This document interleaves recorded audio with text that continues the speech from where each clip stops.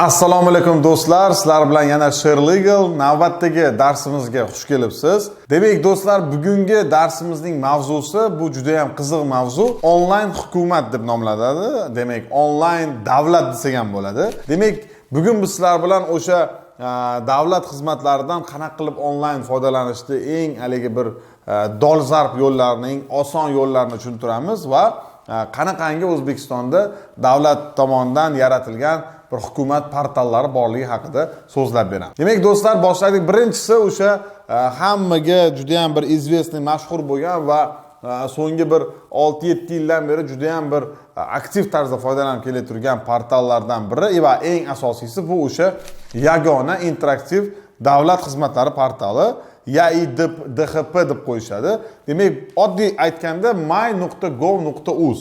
Ana yagona darcha bor-ku, sizlar hamma biladigan, ya'ni davlat xizmatlari markazidagi yagona darchalardagi tizim. Xuddi o'sha tizim.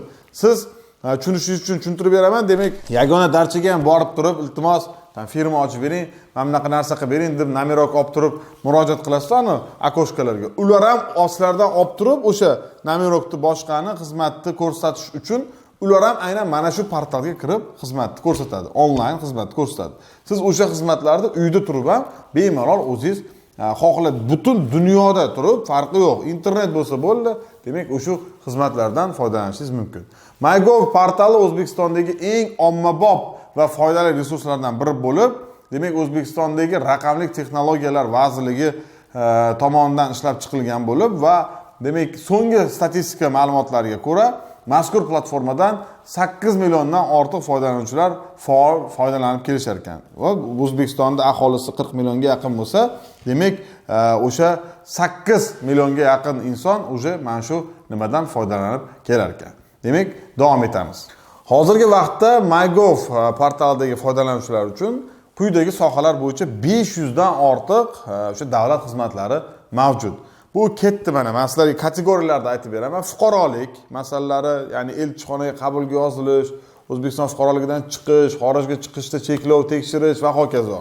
Oila va bolalar, bolani bog'chaga joylashtirish, oila tarkibi ma'lumotlarini tekshirish va hokazo. Undan keyin ta'lim sohasiga tegishli attestatlarni tekshirish, o'qishga joylashish, ma'lumot olish, talabalar turar joyiga joylashish va hokazo. Yoshlarga oid, yoshlar degan kategoriyasi ham bor. Talabani o'qish joyidan ma'lumotnoma olish, nogironligi bo'lgan yoshlar o'qish davrida yashash va transport xarajatlariga subsidiya va boshqa, xullas, yoshlarga tegishli bo'lgan hamma masalalar bo'yicha o'sha yerdan olishlari mumkin. Ijtimoiy himoya, subsidiyalar, har xil bir nafaqalar olish, ko'p farzandlikdan bu degan masalalar bo'yicha hammasi o'sha ijtimoiy himoyaga tegishli bo'lgan nima masala bo'lsa, nogironligi bo'lgan shaxslar va hokazo. Hamma xizmatni o'sha yerdan olsanglar bo'ladi. Ma'lumotnomalar degan razdeli bor.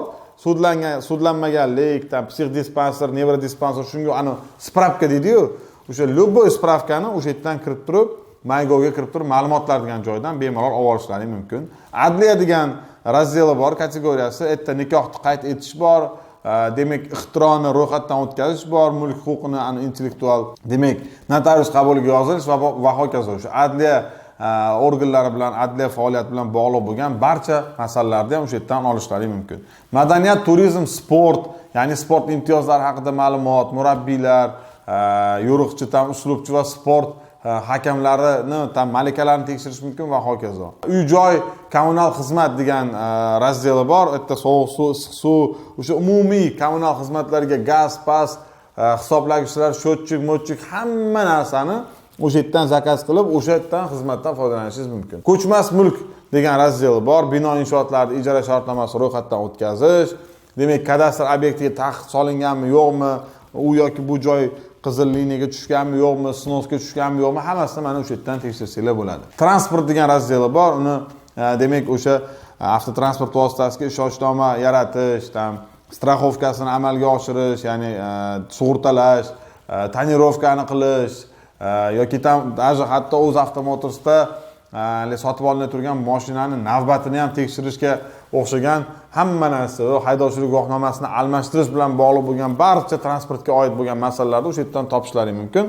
Iqtisodiyot, biznes va elektron tijorat, ya'ni kredit tarixini tekshirish, litsenziya va ruxsatnomalar mavjudmi yoki yo'qmi, o'sha sizlarni ishlamoqchi bo'lgan sheriklaring qanaqangi bir normallikmi yoki yo'qmi tekshirish uchun добросовестный, недобросовестный deb qo'yishadi. Qanaqa bir normal ishlaydigan tashkilotmi yoki yo'qmi, shuni hammasini tekshirish imkoniyati bor. Imенно o'sha iqtisodiyot, biznes va elektron tijorat degan bo'lim orqali. Litsenziyalash degan bo'lim orqali barcha turdagi litsenziyani olish mumkin, ya'ni buyurtma berish mumkin va xabarnomalarni ham aynan o'sha demak razdel orqali, kategoriya orqali jo'natishlaring mumkin. Soliqlar degan razdeli bor. Ularda demak yuridik shaxslar uchun imtiyozlar, stir haqida ma'lumotlar, soliq to'lovchining identifikatsiya raqami, o'zini-o'zi band qilgan shaxslarni ro'yxatdan o'tkazish, umuman soliqqa oid bo'lgan barcha masalalarni soliqlar degan razdeldan topishingiz mumkin. Keyin bojxonaga oid masalalarni bojxona razdelidan topasiz. O'sha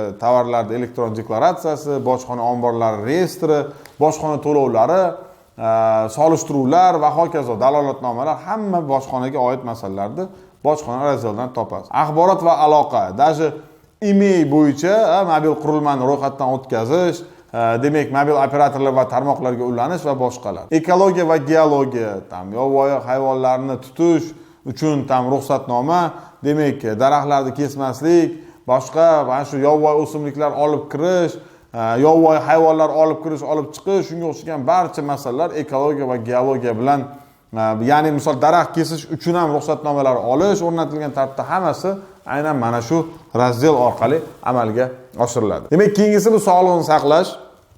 Sog'liqni saqlashga oid barcha masalalar, vaqtincha mehnatga layoqatsizlik varaqalari, ma'lumotnomalarni olish, davlat tomonidan bepul beriladigan dori vositalari bor, orderlar bor. Hamma mana shu demak sog'liqni saqlash deylik sohasiga tegishli bo'lgan barcha masalalarni, davlat xizmatlarini aynan mygov.uz saytiga kirib turib, portaliga kirib turib, sog'liqni saqlash razdeli orqali topishingiz mumkin. Endi ko'pchilik aytishi mumkin, bu zo'ru, конечно, gap yo'q, no biz bunday bir davlat idorasining o'ziga borib ham xizmatdan foydalanishimiz mumkin, yagona darchaga ham borib foydalanishimiz mumkin deydiganlar ham chiqadi, конечно. Endi men sizlarga my.gov.uz onlayn portalini, onlayn platformasini aholiga va tadbirkorlarimizga eng afzallik talablarini aytib o'taman. Birinchi navbatda bu elektron xizmatdan foydalanish 24 ga 7, ya'ni 24 soat, bir haftada 7 kun 24 soat foydalanish imkoniyati bor va bunda navbatlar, kutkun, 147-san, 285-san degan narsa yo'q. O'zingiz kirasiz, aytda o'chir degan narsa yo'q. Bemalol murojaat qilaverasiz. Barcha hujjatlar QR kod bilan himoyalangan. Demak, ularni qalbakilashtirishning imkoniyati yo'q, chunki har bitta olinib turgan hujjatlar bu o'sha QR kodli hujjatlar olinadi. Endi 24 ga 7 ishlaydi dedik-ku, deylik davlat idoralari hamda даже yagona darcha ham o'sha shanba kuni ishlamaydi. Davlat xizmatlari mana bu portal, onlayn portal ishlayveradi.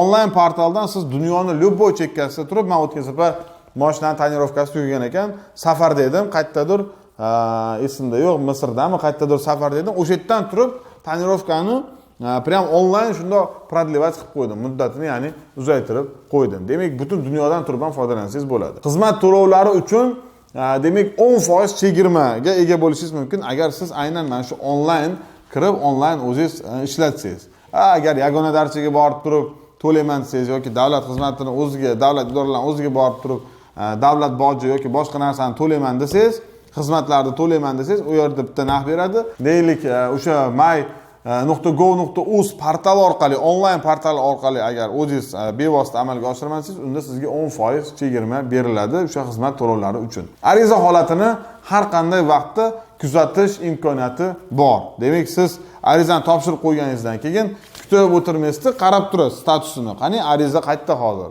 Qaysi stadiyada, qaysi etapda, kim ko'rib chiqyapti, qanaqangi holatda, qani bundan keyin qaysi organ ko'radi yoki qaysi mas'ul xodim ko'radi, o'sha narsani ko'rib tura olasiz o'zingiz bergan arizangizni statusini. Demak, do'stlar, bu o'sha asosiy MyGov.uz portal edi. Bu o'sha onlayn hukumatning eng bir negizi desa ham bo'ladi. Mana shundan hamma narsa boshlangan va mana shu my.gov.uz platformasi barcha davlat idoralariga integratsiya qilingan. Bugungi kunda o'sha davlat xizmatlari ro'yxati 500 dan ortiq, buni sonini 1000 dan ortiqgacha yetkazishga harakatini qilishyapti. Keyingisi bu soliq idorasiniki, O'zbekiston Respublikasi Davlat soliq qo'mitasi tomonidan yaratilgan my.soliq.uz onlayn platformasi. U o'sha jismoniy va yuridik shaxslar uchun soliqqa tortish va moliyaviy masalalarga oid turli elektron xizmatlarni taqdim etish uchun mo'ljallangan bir onlayn platforma. MySoliq.uz'da demak asosiy vazifalari o'sha soliq to'lovchini ro'yxatdan o'tkazish, soliq deklaratsiyasini amalga oshirish, to'lov xizmatlari, soliq to'lovchi ma'lumotlari, demak soliqlarni hisoblash, xabarnomalar, ya'ni soliq to'lovchiga soliq to'lash muddatlari kelib qoldi degan xabarnomalarni ham jo'natib turadi уведомление qismida. Bundan tashqari, demak mavjudlik, ya'ni platforma soliq to'lovchilarga soliq majburiyatlarini bajarishni osonlashtirish uchun mo'ljallangan bo'lib, bu orqali internetga ulangan holda любой joydan turib bemalol o'sha soliqlarni to'lab qo'ysa bo'ladi. Bundan tashqari o'zini o'zi band qilgan holda ro'yxatdan o'tsangiz bo'ladi. O'sha o'zingiz qani o'tgan yili nechta pul soliq to'ladingiz, nechta pul soliq chiqdi, sizni daromadingiz qanchadir bo'lsa, nechta pul soliq to'laysiz degan savol tug'ilsa, o'sha yerda mana kalkulyator bor. Bemalol kirib kalkulyatordan foydalanib, o'zingiz to'lashingiz kerak bo'lgan soliqlarni ham ko'rishingiz mumkin. Deklaratsiyalarni ham o'sha yerdan onlayn jo'natsangiz bo'ladi. Ya'ni o'sha bizni, ya'ni aholi bilan o'sha soliq organlari o'rtasidagi munosabatni yengillashtirish uchun, soddalashtirish uchun va o'sha onlayn tizimga o'tish uchun mana shu soliq organi, ya'ni soliq qo'mitasi mysoliq.uz platformasini yaratgan, joriy qilgan va bu platforma o'sha my.gov.uz platformasi bilan integratsiya qilinib, aholiga keng tatbiq qilinib kelinmoqda. Demak, keyingi onlayn platforma bu o'sha demak sud organlarini, Oliy sudni, demak adolat.sud.uz portali bor va u yerda quyidagi xizmatlar taqdim qilinadi. Birinchisi o'sha tegishli sudyalarga, sudlarga da'vo arizalari kiritish, ariza va shikoyatlarni elektron shaklda yuborish, ularni ko'rib chiqish, jarayonni onlayn rejimda kuzatish, qanaqa ko'rib chiqilyapti ekan, kim ko'rib chiqyapti ekan deb. Sud majlisi ishtirokchilariga ma'lumotlar va hujjatlarni elektron shaklda yuborish, deylik, poveska beradi, uyiga chaqiruv qog'ozlari, shunga o'xshagan hamma narsani onlayn yuborish imkoniyati bor. Sud hujjatlarini avtomatik tarzda shakllantiradi. Ushbu tizim xizmatlaridan foydalanish uchun umuman o'sha MyGov'dan ham foydalanish uchun, MySoliqdan ham foydalanish uchun siz identifikatsiyadan o'tishingiz kerak, ya'ni ro'yxatdan o'tishingiz kerak va ko'p holatlarda sizga ERI kaliti, ya'ni elektron raqamli imzo, sizni misol uchun oddiy mana bunaqa qo'l qo'yadigan nimangiz bor-ku, o'shani siz elektron raqamli imzoingiz bo'ladi. ERI kalit deyiladi, fleshkada beriladi sizga. Demak, bu o'sha an'anaviy qo'lda yozilgan imzoni raqamli analogi hisoblanadi va mana shu xizmatlardan foydalanish uchun siz o'zingizga mana shunaqa ERI kalitdan ochtirib qo'yishingiz kerak. Shuningdek, bu o'sha sud tizimlarini kompleksini mujassamlashtiruvchi, birlashtiruvchi bitta единый sudlarga oid bitta sistema bor, portal. Bu mysud.uz, my.sud.uz bu mana shu o'sha Oliy sudni portali bo'lib, buning ichida demak sudlar bilan mana shu MySoliqda agar aholi va soliq idoralarining o'rtasidagi munosabatlar bo'lsa, MySudda aholi bilan o'sha sud idoralari o'rtasidagi munosabatlarni yengillashtirish uchun, soddalashtirish uchun va qulay shart-sharoit yaratish uchun o'sha murojaat qiluvchilarga demak do'stlar mana shu platforma yaratilgan. Bu platformada jinoiy, fuqarolik hamda iqtisodiy va ma'muriy sudlarga elektron tarzda murojaat qilish mumkin. Demak, sudlarga murojaat qilishda hujjatlarni tayyor namunalaridan foydalanish mumkin. Mana siz da'voingizni yozmoqchisiz, ajrim bo'yicha, aliment bo'yicha yoki boshqa bir iqtisodiy masala bo'yicha kirasda o'sha template degan joyi bor, ya'ni u yerda namunalar bor. Kirib turib bemalol tayyor namunalar bor, Oliy sudda o'zi tomonidan ishlab chiqilgan. Siz olib turib o'zingiz danlaringizni kiritib turib, ana kabinet orqali demak bemalol arizangizni topshirasiz. Daraja to'lanishi lozim bo'lgan davlat boji miqdorini aniqlasangiz bo'ladi, kalkulyatorda hisoblab olsangiz bo'ladi. O'zining onlayn kalkulyatori bor ichkarida.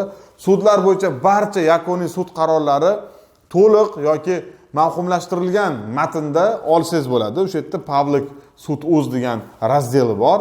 MySudni ichida demak sud qarorlarini, hukmlarini, qarorlarini bemalol o'sha yerdan skachat qilib olsangiz bo'ladi. Demak, sudlardagi barcha to'lovlarni, shu jumladan davlat bojini to'lash, billing tizimi bor edi.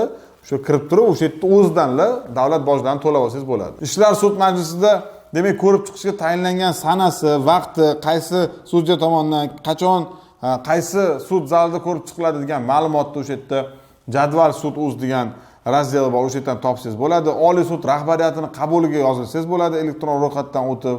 Sudlarda ishlar holatini onlayn kuzatib borsangiz bo'ladi va o'sha sudlarda bevosita demak video konferens aloqa tizimi orqali ham masofadan turib qatnashish imkoniyatini beradi. Aynan mana shu may.sud.uz portalidagi VK degan video konferens aloqa degan o'sha razdeli. Keyingisi o'sha bir ishda ishtirok etuvchi taraflar, u yoki bu masalani ko'rib chiqib turganda taraflar xabarnomalari va chaqiruv qog'ozlarini ham onlayn tarzda olish imkoniyati yaratilgan o'sha may.sud.uz platformasi orqali.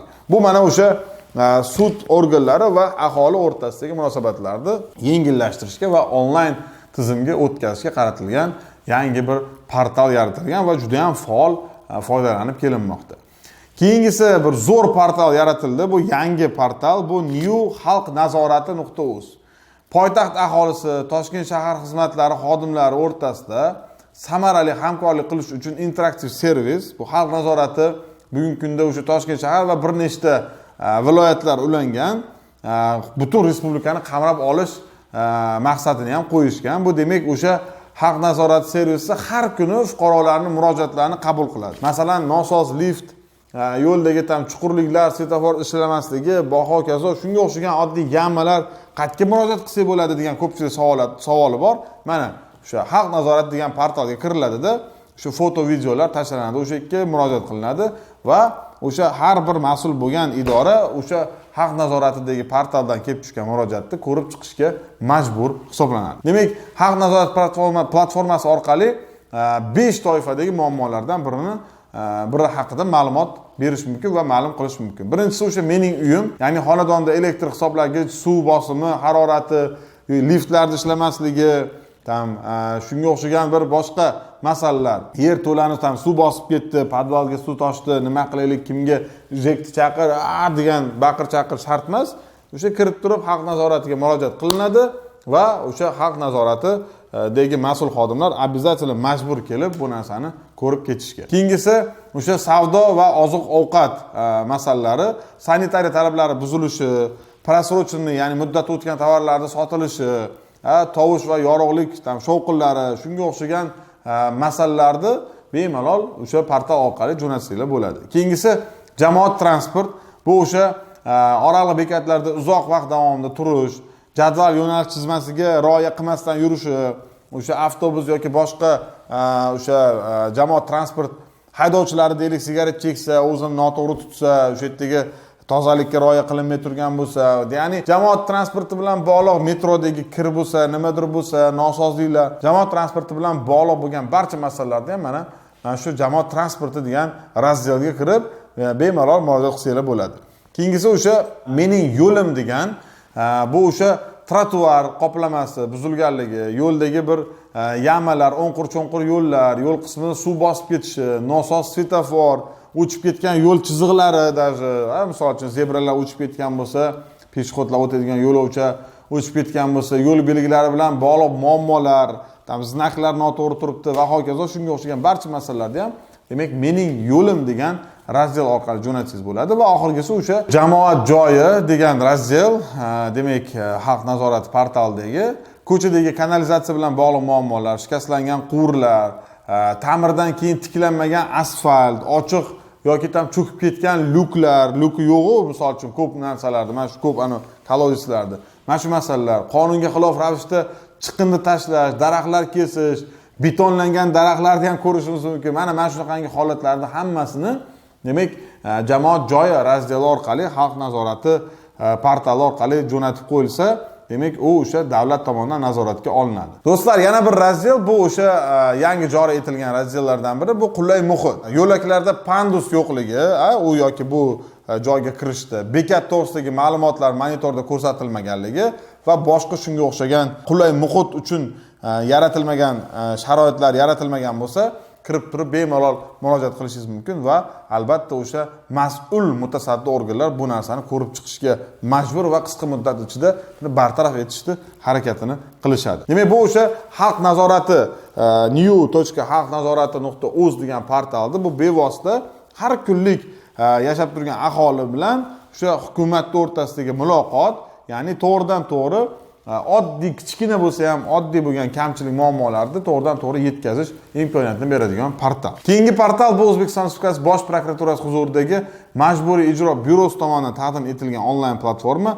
mip.uz platformasi va ushbu platforma orqali ijro varaqalari bo'yicha qarzdorlikni tekshirsangiz bo'ladi, ijro ishi yurituvini kuzatib borsangiz bo'ladi. Majburiy ijro byurosi sud qarorlarini ijrosini ta'minlash bilan shug'ullanadi va o'sha ularni portalga kirib turib, ijro protsessi bo'yicha barcha bosqichlarda ijro harakatlarining yuritilishini kuzatib borish imkoniyati bor. Demak, O'zbekiston Respublikasi hududidan chiqishni cheklash, demak, qarzdor tomonidan agar shaxsda qarzi bo'lsa, O'zbekiston Respublikasidan chiqishga taqiq qo'yilgan bo'lsa, ana pожалуйста kirib turib, mana shu mip.uz sayti orqali, portal orqali demak, zapret bormi, yo'qmi, chiqsa bo'ladimi, yo'qmi, shu narsalarni ham tekshirib olsanglar bo'ladi. Aliment va aliment kalkulyatori, demak, aliment hisoblamoqchi bo'lsangiz, mana nechta farzandingiz bor, aliment bo'yicha bir nizo ketyapti-sizda, o'zingizni demak, daromadingizni yozib turib, aliment kalkulyatori orqali alimentlarni hisoblab olishingiz mumkin.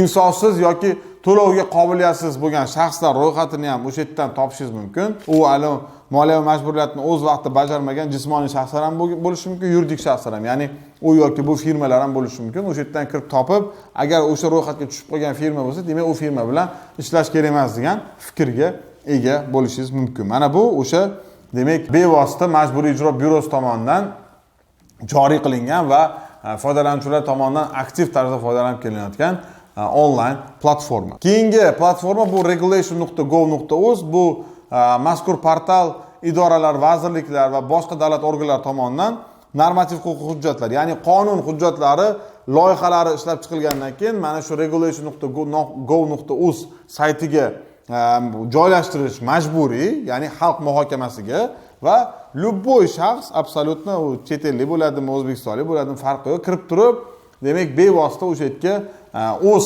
fikrini qoldirishi mumkin va o'sha qonun hujjat loyihasini ishlab chiqqan organ o'sha yozilgan kommentariyni, izohni ko'rib chiqishga majbur, обязательно ko'rib chiqadi, yo qabul qiladi, yo qabul qilmasa asosini keltiradi. Nima qabul qilmay turganini?